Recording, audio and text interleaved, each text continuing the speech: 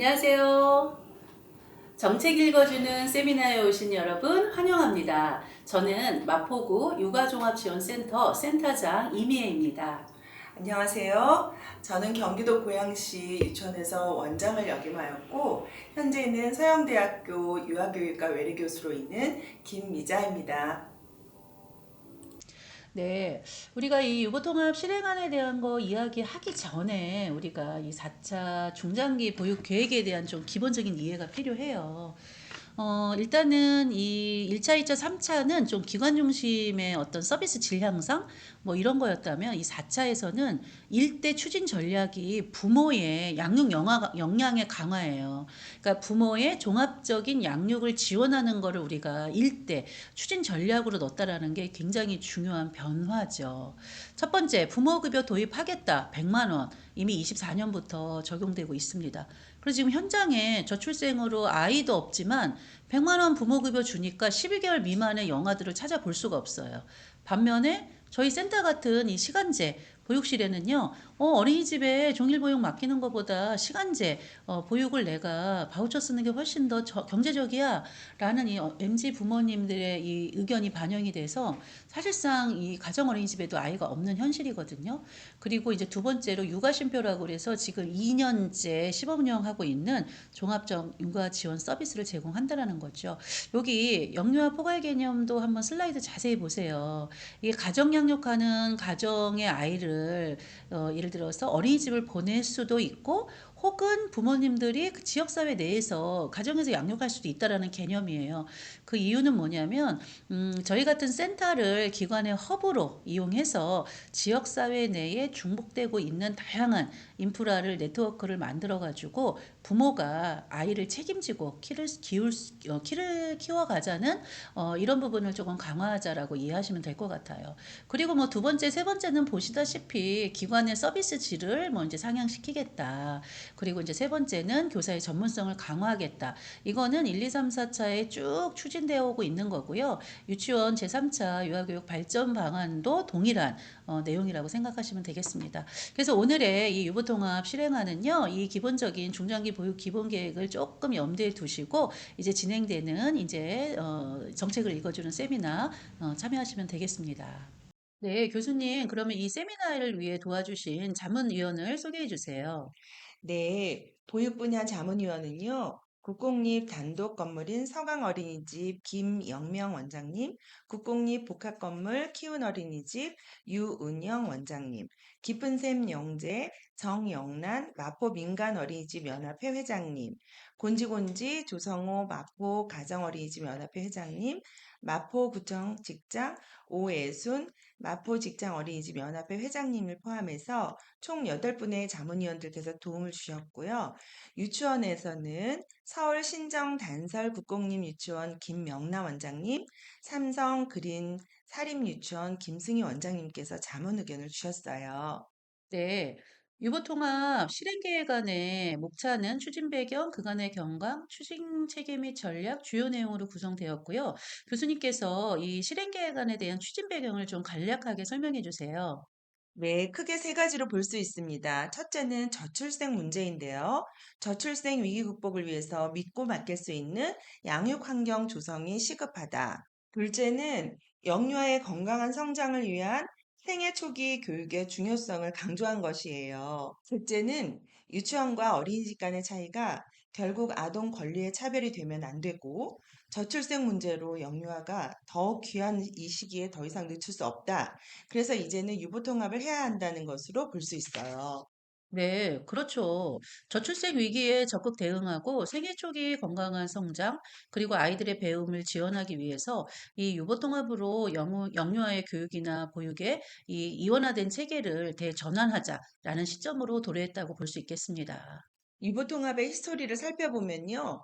지난 정부의 유보통합 추진 노력에는 이명박 정부의 3, 5세 공통교육 보육과정을 도입하였고, 박근혜 정부의 유보통합 추진단 설치 및 유아학비 보육료 결제 카드를 통합하였고, 그간 유보통합을 추진을 위한 노력과 성과가 있었지만, 통합교사 자격 및 관리부처 일원화 등의 주요 사항에 대해서는 통합에 이르지 못했다가 지난 6월에 다시 발표했죠. 그쵸. 이제 사실 뭐 남북 통일보다 어려운 게 유보 통합이라고 할 정도로 매번 정권이 바뀔 때마다 국정과제로 선정되었어요. 근데 이게 정책적으로 늘 포함되었지만 사실은 뭐 결과론적으로 시행되지 못한 정책으로만 우리는 이제 이 오랜 세월을 인식하고 있었죠. 그래서 사실은 이번에 뭐 진짜 이게 되겠어? 되겠어? 했던 게 이 현장의 의견이었어요. 근데 이제 유보통합 추진단이 23년 1월에 출범했고 뭐 4월에 유보통합 추진위원회를 구성한 다음에 재정 확보하겠다, 인력 지원을 하겠다, 뭐 노력하겠다, 우리 유보통합을 위해서 긴밀히 협력하겠다, 공동선언을 했거든요. 그러니까 교육부 장관, 복지부 장관, 그다음에 전국 시도 교육감 협의회, 그리고 대한민국 시도지사 협의회가 모여서 사자 공동선언을 발표했잖아요.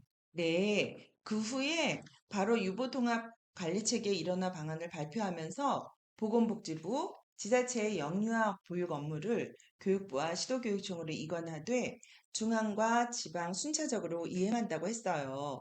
그 후에 실제적으로 시도교육청 단위와 시도지자체 단위의 공무원들끼리 모임이 있고 실제적으로 유보통합 추진단의 연석회의가 지속적으로 진행이 되면서 선도교육청을 공모해서 선정하였죠.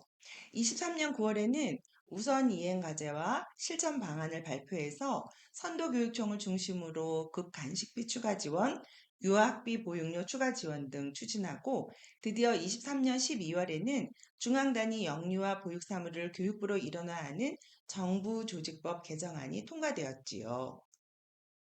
그러니까 교수님께서 지금 설명하신 이런 과정 속에서 그냥 정부가 단독적으로 그냥 우리가 이렇게 할 거야라고 한 거라기보다는 이제 영유아 부모들, 그다음에 교사, 기관의 의견도 사실은 취합을 했어요. 앞에 슬라이드를 보시면 부모님들은 아이 좀 뭐 우리가 유치원이나 어린이집 다녀보지만 좀 상호 보완되는 기회가 됐으면 좋겠다. 그리고 무엇보다도 우리 선생님들이 굉장히 애쓰시는데 교사대 아동 비율 좀 낮춰줘야 되는 거 아니냐. 그래야 진로권 교사들이 현장을 안 떠나고 현장에서 정말 전문성 있게 성장하지 않겠냐?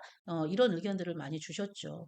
그리고 이제 결과론적으로 부모들은 좀 이제 우리가 비용적인 부분에서 좀 경제력인 것이 어려우니 부담을 좀 완화시켜 줘라. 그리고 장애 부모님들의 경우에는 우리 아이들이 특별한 요구가 있으니까 또 이런 좀 특별 교육에 장애와 특수교육 이런 거에 좀 지원을 강화해 달라는 요구들이 있었죠. 교수님, 우리 선생님들의 의견은 좀 어땠어요? 네, 우리 유치원과 선생님들께서는요, 어, 교육의 연속성과 영유아의 발달 과정이 고려된 교육 과정을 개발해 달라는 의견과 교육의 질을 담보할 수 있는 교사 자격 요건이 필요하니까 역량 강화를 위한 연구, 연수 문화가 조성되도록 해달라고 그리고 또한 교사대 영유아 비율을 적정 수준으로 조정해 달라고 그리고 근무 여건이 개선되고 교육자로서 전문성을 향상시킬 수 있기를 기대한다는 의견들을 주셨습니다. 네. 마지막으로 대표자나 우리 원장님들의 의견은요. 결국은 정말 질 좋은 교육, 뭐 혹은 질 좋은 보육 이걸 구분하지 말고 이 각각의 기관에서의 교육의 운영 철학이나 교육 방향을 좀 존중해 달라. 그래서 결국은 각 기관마다 획일화된 교육보다는 좀 자율적인 기관 운영을 좀 보장해 줄 것을 요구하셨고 무엇보다도 교사대 아동 비율. 요즘에 좀 한 자녀 키우기도 어려워 죽겠다고 하는데 우리 선생님 보러 3명 봐라, 5명 봐라, 20명 봐라. 이런 거는 조금 어려운데 중요한 거는 비율을 낮췄을 때 그만큼 보육료 수입이나 교육료 수입, 유아 학비 수입이 줄잖아요. 이랬을 때는 그 재정 부담이 그대로 기관장들에게 오는 것보다는 국가적인 지원이 필요하다라는 의견을 주셨습니다. 이렇게 이제 뭐 학부모나 교사나 기관의 이런 의견들을 이렇게 중심적으로 이 우리 현장에 자문위원들이 주신 의견을 반영해서 각 시설별로는 어떤 현장의 의견이 있는지 저희가 이런 부분도 살펴보도록 하겠습니다. 자, 그렇다면 이제 본격적으로 유보통합 실행계획 비전 목표 이 부분을 좀 살펴보도록 하겠습니다. 교수님, 우리 유보통합 실행계획 비전 목표 설명해 주세요. 네, 경기도 설명회를 듣다가 제가 웃음이 빵 터졌는데요. 이번 실행안의 슬로건이 세계 최고 영유아 교육, 보육을 위한 것으로 정했는데 이 계획은 배가 산으로 가겠구나라고 생각했다는 한 남성 대표자의 발언을 듣고 웃었던 기억이 나네요.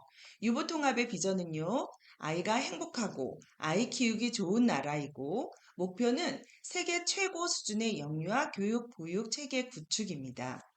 네, 이를 위해 추진 전략은 크게 5가지를 상향 평준화하겠다.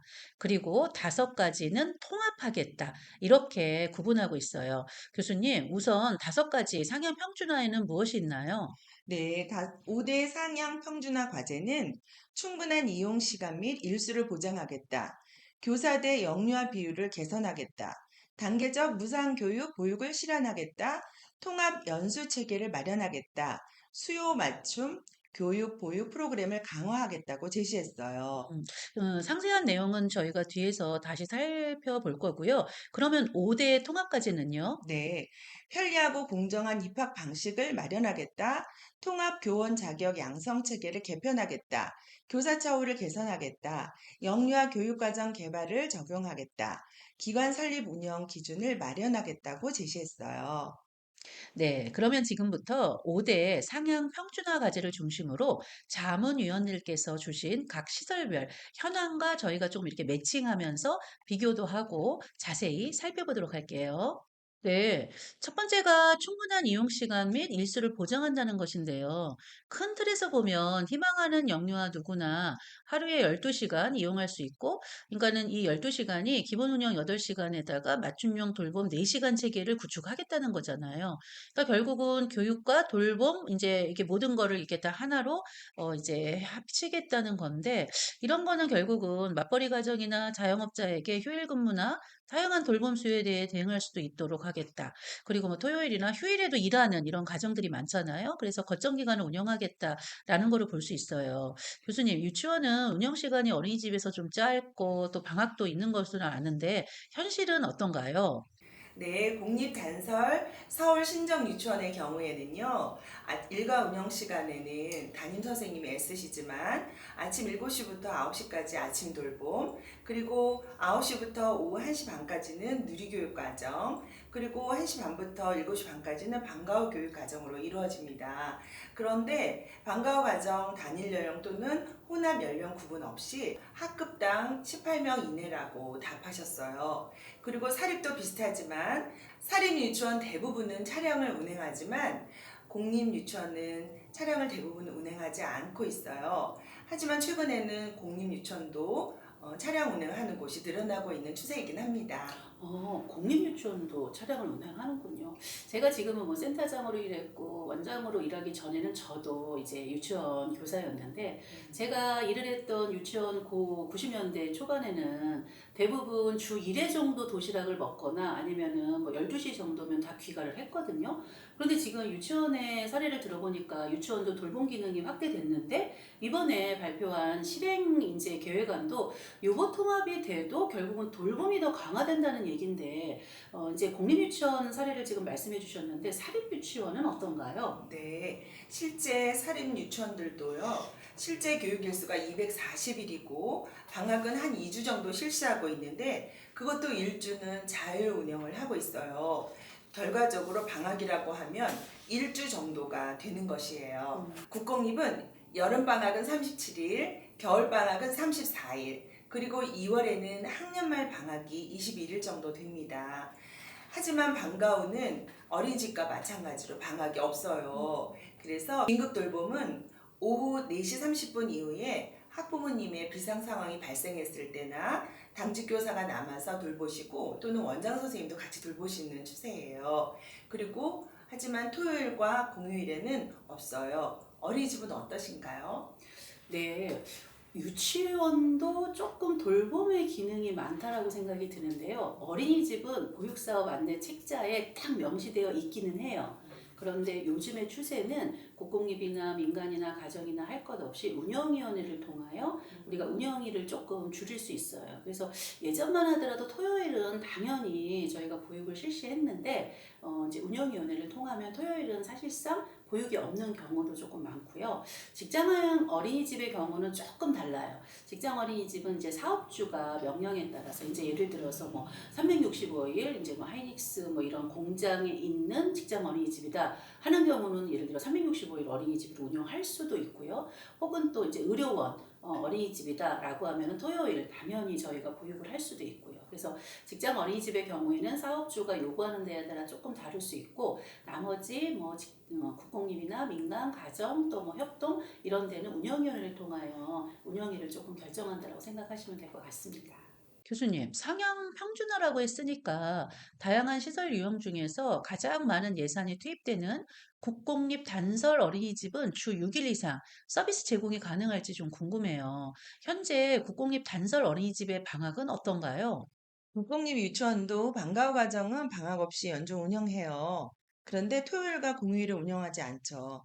방과 후 운영 시간은 아침 돌봄 시간이 있고요. 7시부터 9시까지. 그리고 9시부터 1시 50분까지는 방과 후 과정인데요. 오전 에듀케어 강사이고 방학 중에는 단기간 채용을 합니다. 그리고 1시 50분부터 7시 30분까지는 방과 후 에듀케어 강사가 방과 후 과정을 이끌어 가시고요. 만약에 방학 중에 에듀케어 강사가 연가를 사용하게 되면 연가 기간에만 대체 강사를 단기간 사용하기도 해요. 어린이집도 뭐 이제 종일반 뭐 이런 것이 이제 연장반 이렇게 용어가 좀 바뀌기는 했어요. 보육 체계가 이제 개편이 된 건데 아침에 돌봄 강사가 있다라는 게 조금 어린이집과는 다르네요. 어린이집에 영아기를 다니다가 유치원으로 만약에 이제 옮겨간 엄마들은 좀 불안할 것 같아요. 왜냐하면 아침에 선생님 다르고 이제 정상적인 담임교사 다르고 또 에듀케어의 선생님이 달라지는데 이렇게 돌봄을 12시간으로 하게 되면 선생님이 4번 바뀔 수도 있는 이런 상황이 되는 것 같아요. 가정의 요구를 반영해서 방과 후 과정을 확대하기도 하는데요. 예를 들어서 일일 4~5시간 운영되는 교육과정반은 교육과정 시간이 짧고 방학이 너무 길다는 학부모들의 의견을 반영해서 방과 후 과정반 개설을 확대 편성하기도 해요. 예를 들어서 신정유치원도 23년에는 10학급 중에서 방과 후 과정 7학급이었다가 24년에는 12학급 중에서 9학급으로 늘렸습니다. 반면에 이 마포의 삼성그린은 사립 유치원이에요. 부모들이 이 아이들의 컨디션을 조금 고려하지 않은 이 긴 시간 보육, 이거 조금 안 된다. 휴일 돌봄, 이거 요구하지만 이런 학부모들이 요즘엔 거의 없어지는 추세라고 하시네요. 그러니까는 이제 우리 유치원의 학부모들도 교사의 행복이 결국은 교사의 질로 연결된다라고 생각을 하고 있기 때문에 이 삼성그린 이제 사립 유치원의 학부모들은 자녀의 행복을 위해서라도 우리 선생님들에게 주말 시간을 뺏지 말자. 이렇게 당연하게 인식하는 것이 대부분의 의견이라고 주셨습니다. 다만 방학 중에 방과 후반 과정을 운영하면 유치원은 이 급식비가 유아 학비에 포함되지 않네요. 그러니까 결국은 이제 급식비 지원이 안 되니까 유치원 운영에 어려움이 있잖아요. 그러니까 엄마품 돌봄 같이 돌봄이 꼭 필요한 유아들은 거점 유치원에 이렇게 우리가 전반적으로 이렇게 다 한꺼번에 모아서 보이는데 이런 것들은 저희 어린이집에도 거점 어린이집 요런 거는 조금 비슷한 유형으로 운영된다고 볼 수 있을 것 같아요. 그러니까 이 마포의 또 곤지곤지 어린이집의 이 가정 회장님께서 주신 의견은 이 인제 유치원에서 예를 들어서 뭐 유치원 혹은 영어 유치원 이렇게 다니는 아이들도 4시 이후에 거기서 뭐 학원이나 뭐 어린 유치원에서 이렇게 일과를 마치면 다시 어린이집으로 그 차량을 타고 온대요. 그러면 인제 어린이집에서는 차량으로 하차하는 아이들을 픽업하고 그 픽업 시간부터 예를 들어서 아이들이 이제 점차적으로 귀가하고 그러니까 이 거점 어린이집에서는 4시에 귀가, 4시 반에 귀가, 뭐 5시에 귀가, 5시 반에 귀가 이렇게 순차적으로 귀가도 하고 실제 야간 연장 인원은 영유아들 10명, 그러니까 영아반도 유아반도 혼합으로 10명 정도를 보육교직원 3명이 보육하고 있는 현실이라고 합니다. 아, 정말 다양한 형태로 운영이 되고 있네요. 운영 시간을 일방적으로 확대한 것은 부모들에게서 아이와 함께할 시간과 마음을 뺏는 것과 동일하다는 삼성 그린 유치원 원장님의 의견은 저도 동의해요. 거점 형태로서 필요한 분들을 위한 특별한 기관을 지정하는 것이 더 좋다고 생각합니다. 자, 5대 상향 평준화의 두 번째 교사 대 영유아 비율에 대한 이야기를 좀 해보도록 하겠습니다. 교수님 좀 자세하게 설명해 주세요. 네, 비율 개선이 문제인데요. 교사와 영유아 간 상호작용의 질을 높이고 교사가 교육과 보육에 전념할 수 있도록 교사 대 영유아 비율을 개선하는 거예요. 그래서 영세반은 1대3에서 1대2, 0-2세반은 보조교사 확대, 3학급당 1명이던 것을 2학급당 1명으로, 3세, 5세반은 평균 비율 1대 12에서 1대 8명을 목표로 하고 과밀학급을 해소 추진하는 것이에요. 현재는 유치원 5세 안에 26명까지 1명의 교사가 담임을 할 수 있거든요. 그러니까 이 실행안에서는 결국은 이제 비율을 낮춘다라고 하는데 어린이집에서는 사실은 3세반은 뭐 예를 들어서 그냥 1대 15지만 현재는 한 1대 10 정도? 그다음에 4세반 같은 경우도 1대 뭐 20이지만 실질적으로 1대 16. 그러니까 애들이 저출생이라서 옛날처럼 막 정말 한 반에 막 30명씩, 40명씩 집어넣고 그리고 그 교실에 뭐 정담임이다, 부담임이다 이제 하던 것이 사실은 없어졌는데 이 시도교육청 유치원에서도 보면은요. 대부분 인제 뭐 3 세반은 1대 13, 1대 16, 1대 18 요렇게 연령별로 쪼끔 인제 비율이 이렇게 완화된다라고 이야기를 하죠. 실제로 이제 백개소 모집한 영유아 시범학교 운영 계획도 저희가 살펴보니까 영아반에 추가 인력을 배치하는 인건비로 가장 많이 집행한다고 하더라고요. 그런데 쪼끔 아쉬운 게요, 교수님. 왜 영아들은 이게 반영이 안 되었을까? 그러니까 영세는 1대 뭐 2로 하겠다라고 했지만 사실상 1세 반도 1대 5가 1대 3 정도로 좀 낮춰야 되고 그리고 이제 2세 반도 1대 7이 아니라 1대 한 4 정도로 낮춰야 되는 거 아닌가라는 생각을 했어요. 근데 교수님 좀 제가 궁금한 게 있는데요. 일단 이 영유아 비율 유치원에 비해서 어린이집이 그래도 좀 낮은 거 맞죠? 그럼요. 현재 유치원 3세는 최대 1대 22, 4세는 최대 1대 26, 5세는 최대 26명이에요. 그리고 현재 어린이집은 0세는 1대 3, 1세는 1.5, 2세는 1대 7, 3세는 1대 15, 4, 5세는 1대 20이에요. 하지만 대부분 자문위원님들께서 주신 의견을 보니까 현재 현장에는요, 이 반당 비율을 100% 채우지 못하고 대부분 정원이 미달된 반이 많았어요. 사실 자연스럽게 비율이 감소하고 있는 기간이 더 많다는 현실을 볼 수 있어요. 네, 결국은 이 비율이라는 거는 자연스럽게 낮아질 수밖에 없네요. 통학기간 영유아대 교사 비율이 어떻게 추진하고 있는 건가요? 네, 실행안에서는 통합기간 기준을 마련할 때 교사 배치 기준을 교사대 영유아 비율로 일원화한다고 해요. 이를 위해서 시도교육청은 교육부가 권고하는 범위 내에서 비율을 결정하는데 현행 기준보다 낮춰서 설정할 거고 전문가 및 현장 의견을 수렴해서 결정한다고 합니다. 아직 결정은 된 것이 없어요. 하지만 비율을 낮추게 되면 인건비나 교육비가 자연스럽게 상승되어야 되겠죠? 결국 영유아 교사대 비율이 낮아지면 그만큼 교사의 처우도 좋아지고 아동의 권리도 높아지게 되므로 긍정적인 효과를 가져온다고 해요. 또한 경제적인 지원은 반드시 필요하다고 생각됩니다. 네, 세 번째 무상보육의 실현은 정말 필요한 사항인데요. 계획에 대한 내용을 세부적으로 교수님 좀 설명해 주세요. 네, 무상교육의 실현이라는 측면에서는요, 25년 5세를 시작으로 해서 27년까지 단계적으로 3, 5세 무상교육 보육을 실현 추진하고, 우선 무상교육과 보육 실현을 위해서는 사립유치원은 표준 유아교육비 수준, 어린이집은 표준 보육비 및 기타 필요 경비 수준까지 지원을 한다는 것인데요. 이미 무상인 국공립 유치원은 방과 후 가정비 지원을 확대하고 향후에 통합 모델과 연계한 통합 표준 영유아 교육 보육비를 산출하고 이에 기반해서 무상교육 보육 계획을 수립 추진한다는 것입니다. 음, 참 좋은 의견이긴 해요. 이 무상보육의 실현은 정말 아이들의 권리에서도 정말 중요한 거니까요. 근데 사실은 제가 이제 마포 센터장이지만 이 마포의 관내 영유아 분포도를 조금 분석해 봤거든요. 그러니까 마포에 1만여 명의 영유아들이 있는데 전체적으로 각 연령당 이제 한 2천 명 정도까지로 이렇게 아이들이 출생을 하고 있어요. 근데 이제 어린이집의 재원율 현황을 보면은요. 뭐 0세는 1,500명, 2세는 1,500명, 3세는 800명, 4세는 600명, 5세는 500명. 이렇게 유아들을 가면 급격히 줄어요. 그래서 이 5천 명 정도가 지금 어린이집에 재원하고 있는데 유치원의 경우 8월 기준으로 제가 봤을 때는 2,600여 명이 재원하고 있더라고요. 그러니까 실제로 10,000명 중에 60%는 어린이집에, 25%는 유치원에, 그리고 한 15%는 영어학원 등 기타 기관을 이용하거나 가정에서 재가동으로 보육하고 있는다는 거죠. 그렇다면 내년에 우리 그 자문위원들은 실질적으로 5세반 운영 계획이 어떻게 되는지 한번 슬라이드를 보면서 저희가 살펴보도록 할게요. 네, 가정의 경우는 영아 중심이기 때문에 당연히 미해당이고요.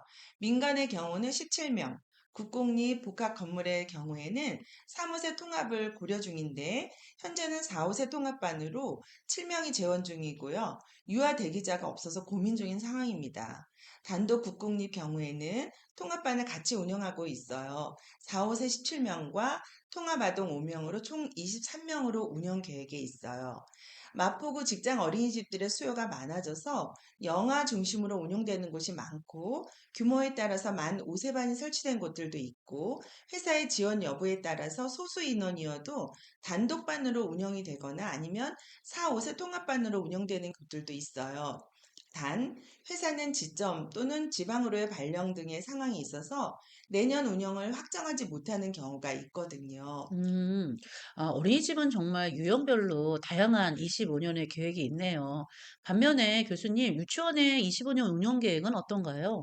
네, 국공립의 경우는 교육청의 편성 계획에 따라서 달라지지만 25년도 올해와 동일할 것으로 예측하고 있으나 각 학급의 정원은 교육청의 공문을 통해서 결정이 되는 거예요.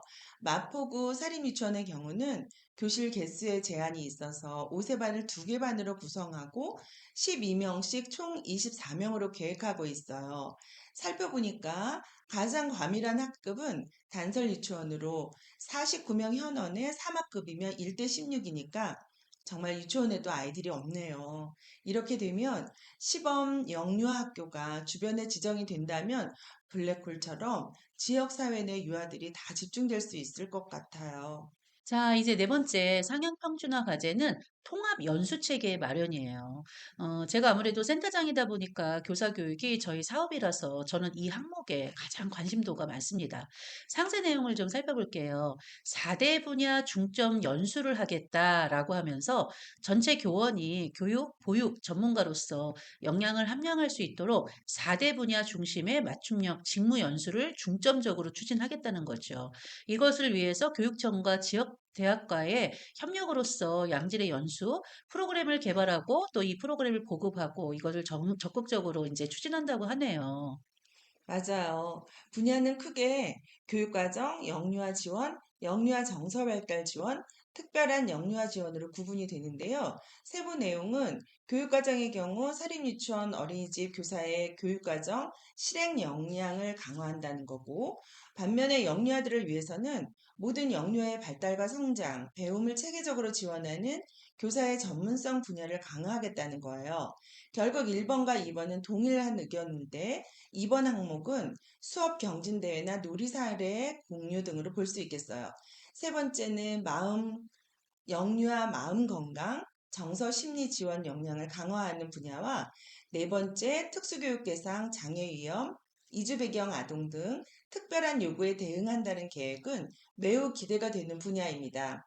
요즘 현장에 경계성 아동이 많다 보니까 이 부분은 현장에서도 많은 요구가 있던 분야라고 볼 수 있어요. 교수님, 그러면 이 유치원 교원들은 교육 시간이 어떻게 되나요? 네, 교사들의 연수 시간 상향 계획인데요. 직무 연수 시간을 단계적으로 상향하는데 27년도까지 연 60시간, 이에 따른 연수 지원 및 접근성 제고를 위한 연수 형태를 강화하겠다는 거예요. 현재 유치원 교사들은 국공립은 매년 60시간 이상 직무 연수를 받고 있고 사립유치원은 매년 30시간 이상의 법정 필수 자율 연수를 받고 있어요. 25년도에는 연 30시간, 26년도에는 연 45시간, 27년도에는 연 60시간 이렇게 하겠다는 계획이고요.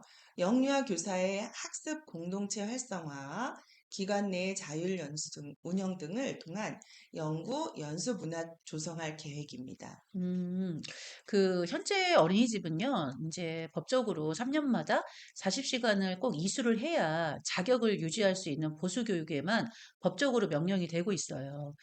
예를 들어서 뭐 이제 각 자치구마다 있는 저희 센터 혹은 이제 대외적인 학회, 이런 외부 교육을 통해서 실시하고 있고요. 그리고 이제 뭐 자치구 단위에서 실시되던 교육이 현재는 중앙센터, 뭐 한국보육진흥원 이런 데 들어가면 이러닝 코너에 이제 뭐 한국보육진흥원의 이러닝, 뭐 중앙센터의 이러닝 이렇게 연동이 돼 가지고 직접적으로 이 중앙에서 연수를 조금 실시하고 있다라고 이해하시면 될 것 같아요. 사실상 이제 각 자치구 단위에서 실행되던 것이 통합연수 체제를 마련하기 위해서 조금 발빠르게 변화되고 있는 거를 저도 현장에서 느끼고 있거든요. 그런데 이게 25년 사업 예산에는 좀 어떻게 반영될지 좀 걱정도 되고 또 실질적으로 이게 어떻게 실현될지는 저희가 진짜 25년이 돼야 알 수 있을 것 같습니다. 그렇다면 교수님, 실제 유치원 교원 연수의 실적은 어떻게 관리하고 있나요? 공립단설 신정유치원의 경우에는요, 저도 사립유치원에 있었어서 공립단설 유치원을 잘 몰랐는데, 법정교육을 우선 이수하고, 개별적으로 직무와 연관되면서도 개인적으로 관심 있는 분야의 연수를 자유롭게 이수하셨더라고요. 직위별 평균 교육 이수 시간을 보면, 원장은 직무연수 92시간, 원감은 직무연수 85시간, 교사는 직무연수 평균 약 92시간이었어요. 그리고 24년 상반기 3월에서 6월까지의 기준 4대 분야 중에 참여한 그 수를 보면요. 교육과정 실행 분야로서는 서울특별시 교육청에서 실시한 교원학습 공동체 직무연수를 14명이, 영유아 지원 분야에서는 한국교원대학교 영유아교육연수원에서 2024년 유치원 성교육 내실화 직무연수를 1명이, 그리고 영유아 정서발달 지원 분야에서는 티처빌 원격 교육연수원에서 미술로 보는 아이들의 심리를 1명이 들었어요. 특별한 영유아 지원은 서울특별시 교육청 교육연수원의 2024년 교원 법정의 의무연수 묶음 과정으로서 14명이 들었습니다. 아, 해마다 교수님, 근데 그 교원 법정 연수 묶음 과정을 보면은요, 네. 학생 인권 교육, 생명 존중 교육, 긴급 복지 교육, 아동학대 예방 교육, 장애인 인식 개선 교육, 이거는 어린이집하고도 동일하네요. 네, 맞아요.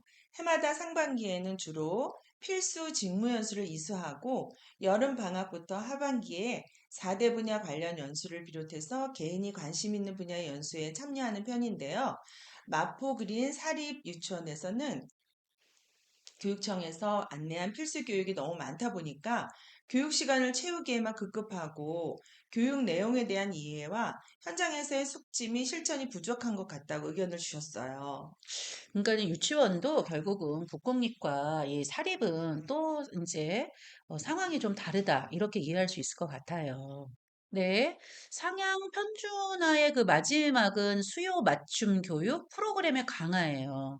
근데 이게 요번에 영유아 시범학교에서도 그 첫 번째 뭐 이제 시간을 길게 하자. 두 번째 비율을 뭐 이제 낮추자. 세 번째가 바로 이 수요 맞춤 프로그램 강화였더라고요. 근데 인제 이 실행안에서는 크게 이응 교육 어떻게 할 거냐, 소규모 기관 지원 어떻게 할 거냐, 지역사회 내 기관 협력을 통한 정서심리 지원 어떻게 강화할 거냐, 마지막으로는 특수통합 지원으로 구분되는데요. 저희가 이 부분은 조금 자세히 하나하나 살펴봐야 될 것 같아요.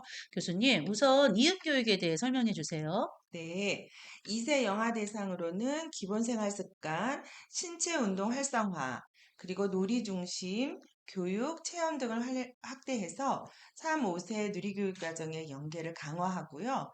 5세는 놀이 중심 언어 교육 등 문해력과 기초 역량 향상을 위한 이음 학기를 운영해서 유아 초등 교육 과정 간의 연계를 강화하고자 합니다.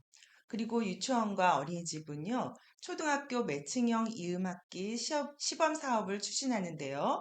성과 분석 및 이음 교육 표준안을 마련해서 모든 기관이 5세가 이음학기에 적응할 수 있도록 할 계획입니다. 관계 법령을 개정해서 이음학기 법적 근거를 26년까지 마련하고 추진하겠다는 계획이에요. 네. 이 이음 교육이라는 게 사실은 예전에 연계, 유초 연계 뭐 이렇게 표현했던 건데요. 실제 어린이집에서 인제 보육과 유아의 뭐 이음 이런 것보다는 영아와 유아의 이음 이거를 좀 우리가 유보이음 이렇게 표현도 할 수 있는데요. 사실 이 뭐 2세 반에서 3세 반은 거의 100% 재원하는 편이에요.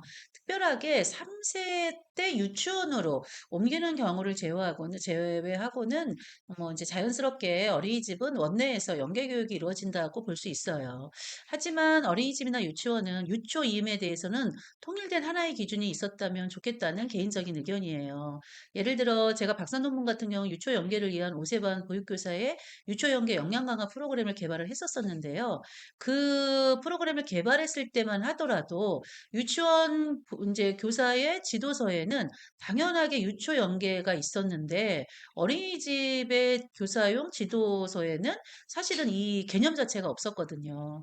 그러니까는 뭐 세부 프로그램만 있고 유치원 경력이 있거나 원장님 경험에 의해서만 개별적인 학급이나 뭐 어린이집에서는 실시가 됐었었고, 그러니까 결국은 이게 유보 통합도 중요하지만 결국은 영아와 유아를 이음으로 연결하고 그리고 우리가 어린이집을 다니다가 유치원으로 가더라도 혹은 유치원에서 다시 초등학교로 가더라도 교육부의 동일한 지침서를 우리가 이제 현장에서 쓸 수 있는 게 어찌 보면 어린이집에서 혹은 유치원에서 이런 유초 이음 교육이 필요하다라는 거 이런 것도 참 중요하다고 생각이 됩니다. 자, 교수님 그러면 마포의 사례를 좀 소개해 주시겠어요? 네, 마포구 국공립 단설 어린이집의 경우는요, 초등학교에 방문해서 학교 둘러보기, 교실에 앉아서 초등학교 교사에게 궁금한 것 물어보기, 초등학교에 다니고 있는 졸업생을 초대해서 궁금한 것 질문하기, 또한 사립유치원의 경우에는 3월에 초등학교에 입학하는 5세반의 경우에 졸업하기 전인 1월과 2월에 교실의 책상 배열을 바꿔서 앉아보고요. 학교 일과와 비슷하게 진행을 합니다. 초등학교 1학년 책을 구해서 유아들과 교사, 부모들이 살펴보고 특별히 직장 어린이집의 경우에는 위탁체에서 제시하고 있는 초등 연계 교재를 이용하거나 자체적으로 교재를 제작해서 초등학교 입학 준비를 위한 내용들을 모아가지고 10주 프로그램으로 운영을 하였다고 하세요. 마포구 직장 어린이집의 경우에는 위탁체에서 제시하는 초등 연계 교재와 함께 자체적으로 제작한 교재를 이용해서 10주 프로그램을 운영하고 있고 다른 직장 어린이집들은 또 이와 비슷한 형태의 프로그램을 개발 운영하면서 아이들의 초등 이음에 신경을 쓰고 있어요. 자, 이제 수요 맞춤 프로그램의 두 번째는요, 소규모 기관에서 내실 있는 교육 지원의 전략이에요. 사실 마포는 서울에서도 중심에 해당되는 지역이지만 제3차 유아교육 발전 방안에서 보면은 지방 소도시의 소학급 유치원이나 병설 유치원의 학급이 작은 단위로 이제 구성되어 있다 보니까 한 교사의 역량만으로는 좀 해결되지 못하는 이런 어려움이 있지 않나? 그렇다면 이 교육의 내실화를 위해 어떻게 할 것인가 이런 고민이 많았었는데요. 이러한 방향성이 유보통합에도 나타난 것 같습니다. 교수님, 좀 자세하게 설명 부탁드립니다. 네, 교육과정을 공동으로 운영하는 측면에서 또래 간 상호작용을 촉진하고 교육과정의 효율성과 교육의 질을 제고하기 위한 소규모 유치원 어린이집 간의 공동과정, 공동 운영을 강화했어요. 병설 유치원 통합 연계는 인근 소규모 병설 유치원을 통합하고 인력 배치와 리모델링 등을 지원하였고 단설 형태의 가칭 하늘타리 유치원으로 개편하였어요. 그래서 하나의 면 내에 최소 1개의 국립유치원을 존치하고 특수학급을 추가 설치한다는 것입니다. 늘봄 연계는 인구 감소 지역과 소규모 학교 등을 중심으로 해서 유초 연계 늘봄 학교 추진을 점진적으로 확대하고 추진한다는 것이에요. 25년도에는 1, 2학급 병설 유치원을 26년에는 3학급 이상 병설 유치원으로 확대한다는 것이죠. 어린이집에서 저희가 지금 현재 서울시 사업인데 모아 어린이집을 의미하는 정책과 좀 비슷해요. 교수님이 지금 설명해 주신 게. 그러면 지금 실질적으로 저희 마포 사례를 좀 자세하게 스토리텔링을 좀 해주세요, 교수님. 네, 2023년에는요, 마포구에 있는 4개의 가정 어린이집이 협력했었어요. 부모 참여 행사를 했는데, 8월에는 신나는 물놀이를 해서 아파트 내 어린이집으로 잔디밭에서 영화용 풀장과 물에 뜨는 장난감 이런 것들을 공유해서 물놀이를 함께 했고요. 10월에는 가을 소풍을 함께 갔는데, 지역사회 연계 활동으로서 하늘공원에 가서 맹꽁이차도 타고, 산책도 하고, 유아 숲체험장에 도착해서는 부모 참여 게임 등을 다양하게 하는 등 즐거운 소풍을 했어요. 그리고 참여 인원은 부모가 100명 정도, 보육교직원은 20명, 영아 40명 정도가 참여를 했고요. 바자회도 했는데 각 가정에서 바자회 물품을 기증을 했고 어린이집에서는 음식 등을 준비하고 운영비를 지출을 했어요. 그리고 직접 음식을 만들어서 판매를 했는데 교직원들께서 어, 놀이터에다가 음식을 차려놓고 그 판매를 담당하였고 수익금을 마포구청에 기부를 했어요. 남은 물품들은 아름다운 가게에 기부도 했고요.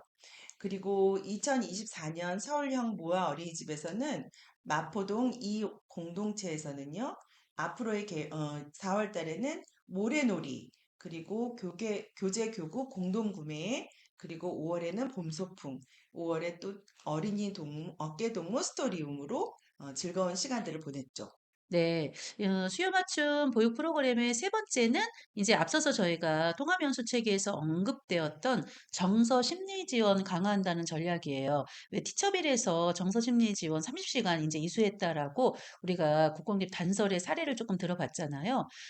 실제로 저희 센터에서도 혹은 장애통합 어린이집에서도 실시하고 있는 내용이기도 해요. 그래서 제가 조금 정책적인 설명을 좀 해 볼게요. 이 정서 심리 지원 체계를 구축한다라는 거는요. 접근성을 제고한다는 거예요. 그러니까 다시 말해서 우리가 기관 내에 있는 그 지역 사회 기관과 연결을 해서 우리 영유아들의 정서나 심리를 좀 지원하는 거를 강화하겠다는 거죠. 그리고 이제 이 프로그램은 가칭 지금 영유아 시범학교 사업 선정돼서 9월부터 실시되고 있잖아요. 여기에서도 지금 인제 저희가 시범 운영하면서 단계적으로 확산해 보겠다고 하는 겁니다. 그래서 시도교육청에서는 영유아의 정서 심리 혹은 발달 전문가 혹은 지역사회 내에 있는 전문기관과의 협약을 통하여 좀 뭐 내원을 하게 한다든지 아니면 기관에서 직접 순회 지원을 한다든지 순회 건강검진을 한다든지를 이제 지원하겠다는 전략입니다. 이를 위해서 교사의 역량을 강화하기 위해서는 교사들의 심리나 정서도 조금 우리가 지원해야 될 필요가 있는 거죠. 교사가 건강해야 영유아의 심리 정서 또 심리 발달을 우리가 상시적으로 지원할 수 있다는 뜻으로 이해하시면 되겠습니다. 이를 위해서 24년에는 이런 연수 과정을 좀 개발하겠다. 그래서 25년에는 교원 연수를 추진하겠다. 이렇게 지금 구체적인 계획을 하고 있습니다. 교수님, 그렇다면 실제 현장에서 이런 심리, 뭐 정서, 뭐 이런 지원하는 거를 유치원에서는 하고 있나요? 마포구에 소재한 유치원에 다니는 원아들은요, 마포 영유아 통합지원센터에서 시소와 근혜에서 진행하는 마포 희망 브릿지 검사를 무료로 받을 수가 있는데요. 여기에서는 유아 행동 평가, 유아 발달 평가, 부모 양육 태도 검사를 하고 있어요. 유아 발달 검사 결과에 지연 정도가 상위 10%에 속할 경우에는 전문가에 의한 심층 진단 검사를 1대1로 받아볼 수가 있고, 치료가 필요한 경우에는 유아 개별 맞춤형 서비스를 지원받을 수 있어요. 그리고 학부모는 아이의 발달 과정에 맞는 전문 코칭 교육 및 부모 상담 등을 지원받을 수가 있어서 많은 도움이 되었다고 하셨어요. 또한 검사뿐만이 아니라 학부모가 검사 결과를 해석할 수 있고 아이에 대한 이해를 높일 수 있는 부모 교육이 함께 병행이 되면 정말 좋을 것 같아요. 또 마포 국공립 단설의 경우에는요, 상시 교사와 원장이 부모 상담을 해서 영유아의 심리 지원을 하는데 한 10건 정도의 사례가 있었다고 해요. 교사가 부모와 상담을 해서 정서 심리 지원을 하지만 쉽게 해결되지 않는 경우에는 원장이 아동을 다양한 상황에서 관찰한 후에 부모와 상담을 하였고요. 원장, 교사, 부모가 지속적인 상담을 통해서 상호 협력하고 어린이집과 가정에서는 보육 및 양육에서 부족한 점을 보완하기 위해서 노력을 했는데요. 단기간에 개선이 안 될 경우에는 치료기관과 연계하기도 하였어요. 특히 마포 유아종합지원센터에서 연계해가지고 심리 지원을 받도록 했는데 아동을 관찰 후에 부모님과 상담해서 지원을 받았다고 하셨어요. 네. 우리가 이 유보통합 실행안에 대한 거 이야기하기 전에 우리가 이 4차 중장기 보육 계획에 대한 좀 기본적인 이해가 필요해요. 일단은 이 1 차, 2 차, 3 차는 좀 기관 중심의 어떤 서비스 질 향상 뭐 이런 거였다면 이 4 차에서는 일대 추진 전략이 부모의 양육 역량의 강화예요. 그러니까 부모의 종합적인 양육을 지원하는 거를 우리가 일대 추진 전략으로 넣었다라는 게 굉장히 중요한 변화죠.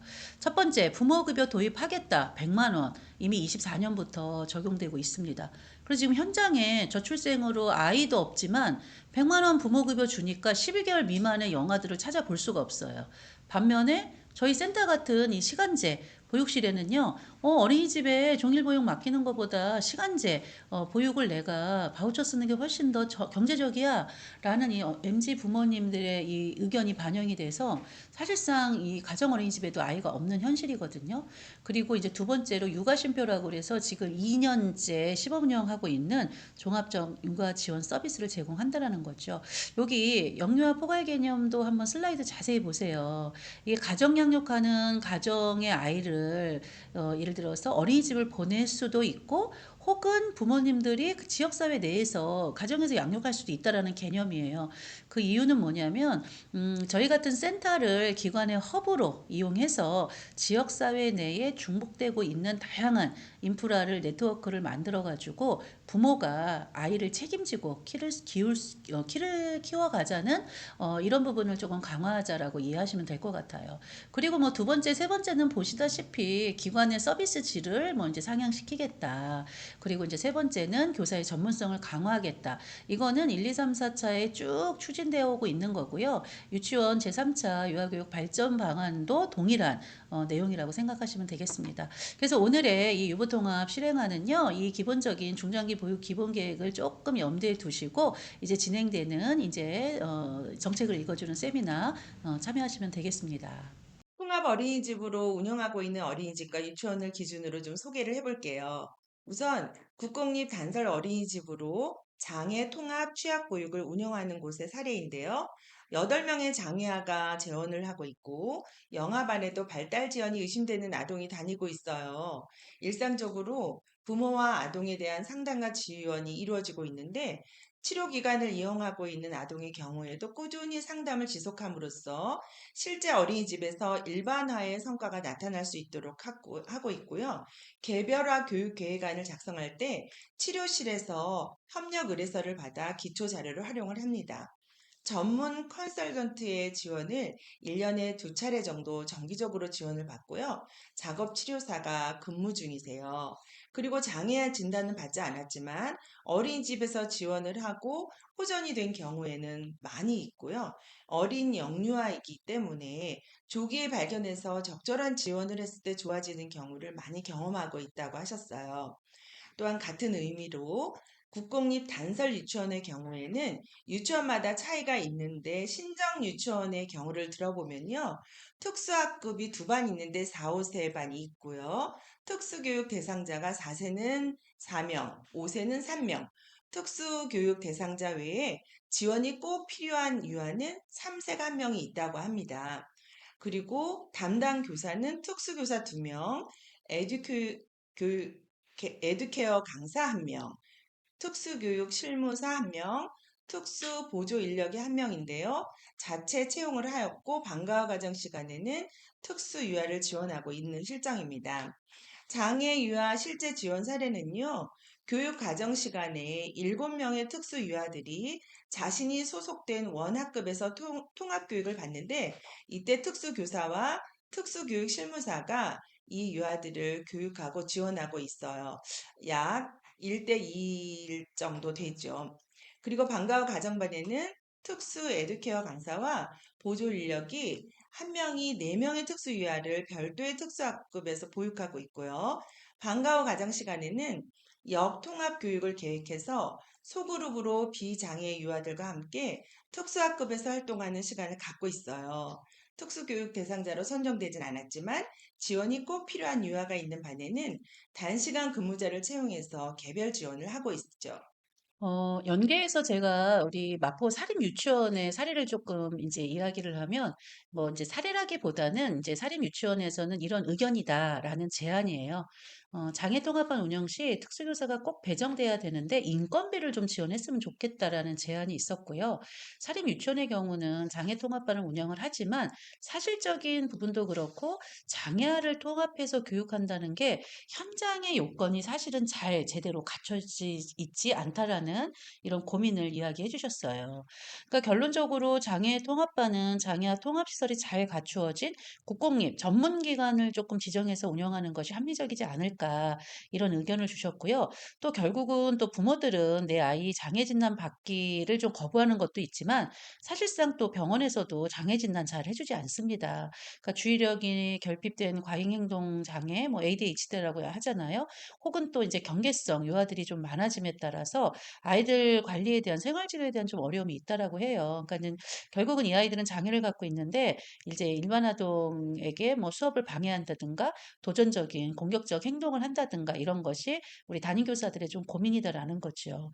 그러니까 예를 들어서 뭐 이제 과잉 행동 장애가 있는 유아가 있는 반의 경우에는 사실은 이제 수업 자체가 어렵잖아요. 그러니까 뭐 보조교사나 원장이 투입되어서 문제 행동의 유아들을 좀 개별 교육을 지도하는데 뭐 학부모 상담도 하고 개별 지도도 하는데 과연 이것이 통합교육이냐라는 고민도 있고 그래서 결국은 그 어머니에게 우리가 또 이제 부모 안내를 통해서 놀이치료를 병행해서 진행하지만 이제 이렇게 되다 보면은 이제 아이들과도 문제없이 잘 지내는 것들은 어떤 또 이렇게 좀 치료의 어떤 경과가 좋게 나타나고 있는 거를 보면 실질적으로 이런 현장의 노력도 필요하다라는 의견을 주셨습니다. 그러니까 국가적으로도 사실은 이 특수교육 대상자를 좀 조기에 발견하고 우리가 적기에 개입한다라는 게 결국은 아이들의 권리 혹은 아이들의 출발선을 우리가 일치시키는 거 이런 것이 정말 필요하기 때문에 우리가 양육자인 부모에게도 특수교육이나 관련 서비스 정보를 다양하게 제공해 줘야 되는데 이런 다양한 정보들을 각각의 기관에서 각자 찾으면 힘들잖아요.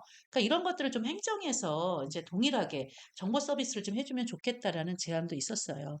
심각한 문제 행동 유아가 있을 때는 또 교육청에서 원으로 파견되는 순회 지원 같은 특수교사가 지원되기를 희망하셨습니다. 네, 이렇게 일부 5대 상향 평준화 5가지 과제를 좀 살펴보셨는데요. 좀 슬라이드만 보시고 저희 목소리만 나와서 어떻게 보면은 좀 정책을 읽어주는 세미나였기 때문에 조금 더 좀 텍스트 위주로 충분히 정책에 대한 이해를 조금 돕고자 일부를 이렇게 마무리하고요. 이제 2부에서는 이제 다시 저희 짠 하고 사라질 거예요. 2부에서는 5가지 통합 과제에 대한 거 중심으로 살펴보도록 하겠습니다. 네, 현재는 유치원은 처음 학교를 통한 연 2회에 우선 모집을 하고 추첨을 해서 입학을 결정했어요. 어린이집은 입소 대기 관리 시스템을 통해서 상시 대기 모집으로 입소 결정을 했죠. 그런데 통합을 하는 시점에서는 학부모의 편의성을 위해서 유치원과 어린이집의 입학 창구를 하나의 창구로 결정한다는 거예요. 의견들을 다시 공론화해서 정리해서 결정하겠다는 거죠. 통합이 되면 교원의 자격과 양성 제도가 바뀌게 돼요. 제1화는 영유아 정교사라고 하고 0-5세까지의 교육을 담당하고 제2화는 영아 정교사는 0-2세, 유아 정교사는 3-5세로 구분한다는 거예요. 또한 승급 체제는 2급, 1급, 원강, 원장으로 개편하고요. 그래서 통합교사 양성과정은 전공 심화를 포함한 학사 학위를 가져야 하고 대면 중심의 학과 또는 전공을 하도록 한다는 거예요. 우리 선생님들께서 가장 궁금하신 사항은 현직 교사는 어떻게 하는가 하는 건데요. 원장님들께도 많은 질문을 받는 부분입니다. 우리 선생님들께서 일과 학습을 병행하도록 통합 자격 취득 과정을 운영한다는 계획인데 아직 구체적으로 정해서 전달된 내용이 없어요. 그래서 유아교육과를 가지고 있는 대학들도 그 전달을 기다리고 있는 상황이죠. 통합기관의 교육과정은요, 현재 누리교육과정과 표준교육과정을 준수하고 있는데요. 0-5세 영유아교육과정을 마련한다는 거예요.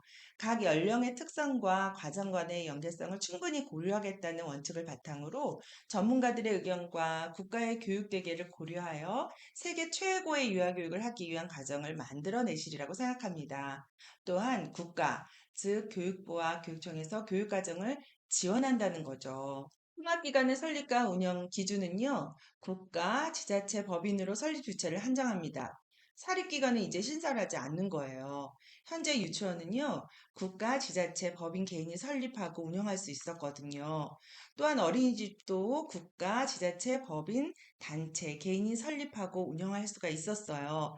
하지만 가정형이나 직장형은 제한적으로 사인을 설립하거나 허용한다는 것입니다. 네, 교수님 간단하지만 명료하게 유보통합 실행 중 5대 통합까지의 내용을 잘 들었어요. 교수님, 이 앞에 슬라이드 보이시지요? 질문이 있는데요. 교사들은 아무래도 이 처우 개선 제일 관심이 높을 것 같아요. 이번 세미나를 통해서 유치원과 어린이집의 서로 다른 처우를 좀 정확하게 알 수 있었으면 좋겠어요. 일단 유치원부터 좀 소개해 주세요. 네, 국공립 유치원은 처우 개선비가 없어요. 그리고 사립 유치원은 담임을 맡고 있을 경우에만 처우 개선비가 지원이 되는데요. 기본급은 60만 원, 담임수당 20만 원, 장기 근속수당은 경력이 5년 이상일 경우에 5만 원이에요. 원장은 교직수당이 60만 원, 근속수당이 5만 원인데 설립자가 아니고 고용된 원장입니다. 어린이집은 어떤가요? 네, 어린이집은요, 표에 보시는 것 같이 시설 유형별로 정해진 것이 좀 다르고요. 이것이 10이냐, 9이냐에 따라 또 재직 연한이 얼마냐, 그리고 지자체에 따라서 좀 다르고요. 그리고 이제 원장님들이 원내에 어떤 예산에서 마련한 수당이 좀 있어요. 그러니까 결국은 뭐 재원 아동 수에 따라서 조금 다를 수 있다라는 거, 그걸 좀 고민하시면 될 것 같아요. 다만 이제 이번 정책에서는 이런 처우를 좀 상향화해야 된다. 조금 더 높여달라. 왜냐하면 이게 동일 노동, 동일 임금 체계에서 이 처우만큼은 바로 적용되기를 좀 희망해 봅니다. 자, 이제 마지막으로 자문위원들의 그 시설 유형이 조금 다 다르잖아요. 다양한 의견이 조금 계속 나열될 수 있습니다. 여러분들은 이제 나의 유형을 좀 생각하면서 다른 유형은 어떤가? 우리가 서로 다른 유형의 어떤 현장을 조금 더 존중하는 의미로 잘 경청해 주시기 바랍니다. 네, 국공립 단설 어린이집에서 주신 기타 의견은요, 사립 지정형으로 분류하는 것에 대해서 국공립 어린이집에 불이익을 줄 뿐만 아니라 유보통합 이후에 전체 영유아 교육의 공공성을 퇴보시키는 정책으로 보여서 우려가 크다고 하셨어요. 이 유형의 공통의 우려점은요, 영아의 교사 대 아동 비율 개선에 대해서 보조교사 지원만 언급이 되고 있기 때문에 이것에 대한 개선이 요구되고 놀이터를 예외 인정한 유보통합 이후에도 50인 미만이면서 새롭게 인가되는 시설에 허용할 수 있다는 내용이 있어서 우려가 크고요. 교사의 전문성 향상이 연수 형태보다는 학급 공동체 운영과 이에 대한 지원이 강화되어야 한다고 생각하였어요. 영유아의 교육 시간을 연장하는 것은 영유아의 발달권을 침해할 소지가 있어서 세심하게 정책을 만들어야 하고요. 2세와 5세 이음 연령 강조가 조기 선행 교육 강화로 이어질 것이 우려된다는 그런 의견들을 주셨습니다. 또한 복합 건물 내 어린이집도 있거든요. 이 어린이집들의 어려움은 무엇보다도 영유아 감소로 인한 반편성이 문제예요. 그리고 가장 중요한 교육의 질을 위해서 교사 대의 영유아 비율 감소가 절실히 필요하고 그에 따른 인건비 지원이 원 운영에 있어서 매우 중요하다는 그런 의견을 주셨어요. 네, 국공립의 이런 제안은 잘 들었는데요. 저는 뭐 가정, 그다음에 직장, 뭐 민간 이 얘기를 좀 통틀어서 하다 보면 아무래도 민가정은 이제 국공립에 비해서 지원이 거의 없다시피 하니까 그나마 시설에서 지정을 해서 우리가 인건비 지원이나 뭐 아니면 운영비 지원을 하는 형태가 거점형, 서울형, 모하형 뭐 이제 이런 어린이집이에요. 대부분의 민가정 원장님들은 이런 유보통합이 되더라도 이 서울시에 이 특별회계로 지원되는 서울시 시책 사업이 그대로 연계되는지 조금 궁금하다라는 의견을 주셨어요. 그리고 이제 뭐 담임교사의 추가 채용이나 보조교사를 추가 채용하게 된다면 좋지만 이럴 때 인건비 지원해 줄 거냐? 아니면 이제 민가정 같은 경우에는 이제 다 원장님이 자부담을 해야 되니까 이런 부분이 어렵고요. 또 무엇보다도 교사의 공백, 조리사의 뭐 휴가 이럴 때 대체 인력 지금보다 더 원활하게 조금 지원해 줬으면 좋겠다. 지금인 있는 직원도 대체 인력이 없는데 이렇게 교사들을 늘려버리면 이 많은 교사들의 공백은 누가 메꿀 것이며 그거에 대한 인건비 누가 줄 거냐 이런 고민이신 것 같아요. 그리고 또 이제 마포형 어린이집이라고 그래서 마포는 마포의 구책 사업에 맞게끔 지원해 주는 게 있거든요. 그러니까 이럴 때 이게 지금 교육부로 가고 우리가 교육청으로 가니까 이 자치단체의 어떤 지원금 이거 안 나오면 어떡하냐 이런 우려가 좀 많습니다. 그리고 인제 뭐 아무래도 교사들 교육을 뭐 인제 전문성 강화 때문에 교육을 많이 해 주는 건 좋아요. 근데 인제 여전히 민간 가정, 직장 뭐 이렇게 다양한 유형에서는 교사의 공백 교사들이 교육을 받으려면 결국은 현장을 떠나야 되는데 이 현장을 떠나는 그 공백을 누가 메꿀 거냐 이런 어려움을 쪼끔 인제 이렇게 의견을 주셨습니다. 그렇다면 교수님 인제 마지막으로 우리 국공립, 사립 뭐 이런 거 구분하지 말고 서울시에 단설 뭐 혹은 병설 그리고 사립 이런 유치원의 국공립 교원들은 어떤 의견을 주셨는지 좀 정리해서 말씀해 주세요. 통합교원을 자격을 양성하고 그리고 체제 개편을 한다는 거에 대한 의견인데요. 교사의 자격에 대한 개편안이 일환으로 확정이 될 경우에는 공립유치원에 있는 교사들은 거의 대부분의 영아 담임 교사를 기피할 것으로 예상이 됩니다. 또 이 안으로 확정이 될 경우에는 0-5세 담당 영유아 전교사 자격 취득을 대부분 꺼릴 것으로 예상이 되고요. 그래서 국공립 교사들의 경우에는 영아 담임을 맡아본 경험이 없죠. 그리고 0-2세, 3-5세 유아에 비해서 교육보다는 보육의 역할이 더 크다고 생각하기 때문이에요. 그래서 0-2세를 기꺼이 담당해 줄 수 있는 교사가 부재하게 될 것이고, 그러면 사실상 국공립 유치원에서는 기존과 동일하게 3-5세 유아만을 받을 수밖에 없고, 결국 0-5세 모두 입학이 가능한 기관들보다 원화 모집이 불리하게 될 거예요. 그래서 입법화가 되기 전에 유치원 현장의 소리와 각계각층의 의견을 충분히 수렴해서 정책에 반영하기를 원하고 있어요. 그리고 유보통합 입법화 추진 계획의 중심이 학부모들의 요구에 의한 돌봄에만 포커스가 맞춰질 게 아니고 유아가 중심이 돼서 유아에게 꼭 필요한 정책이 추진될 수 있기를 정말 바라고 있어요. 교사 대 아동 비율이 1대8을 기준으로 해서 지역별 과밀 학급의 교사 지원을 어떻게 해줄 것인지 궁금해 하시는데요.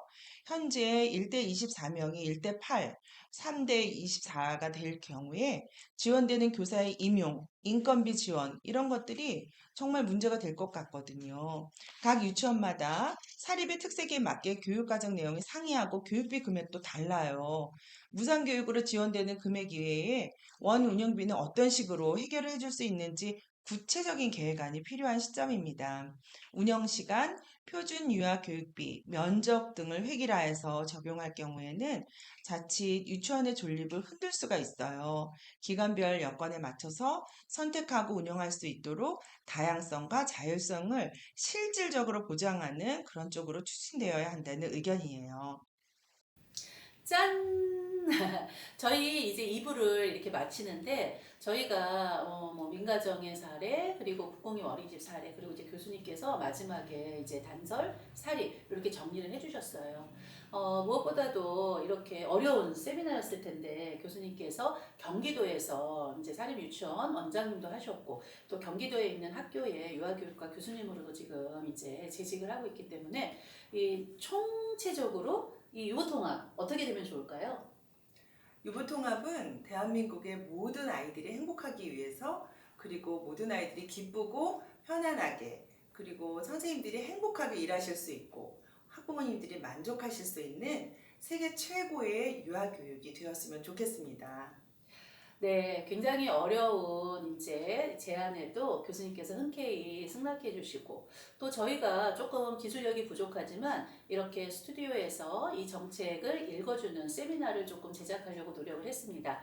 이 세미나는 무엇보다도 이제 뭐 실행안에 대한 거를 저희가 이렇게 분석해서 이렇게 구성한 것도 있었지만 앞서 설명드린 8분의 현장에 자문위원이 없었으면 이렇게 재미있는 사례를 접목하고 서로가 배우는 이런 세미나를 조금 저희가 구성하기 어려웠을 거예요. 무엇보다도 8분의 자문위원들 너무 감사드리고요. 그리고 우리가 이 세미나를 통해서 유치원은 어린이집을, 어린이집은 유치원을 서로 배우는 첫 시간의 세미나였기를 바랍니다. 저희 마포구 육아종합지원센터는 정책에 대한 부분을 지속적으로 현장에 잘 전달할 수 있는 그러한 지원센터가 되도록 노력하겠습니다. 수고 많으셨습니다. 감사합니다.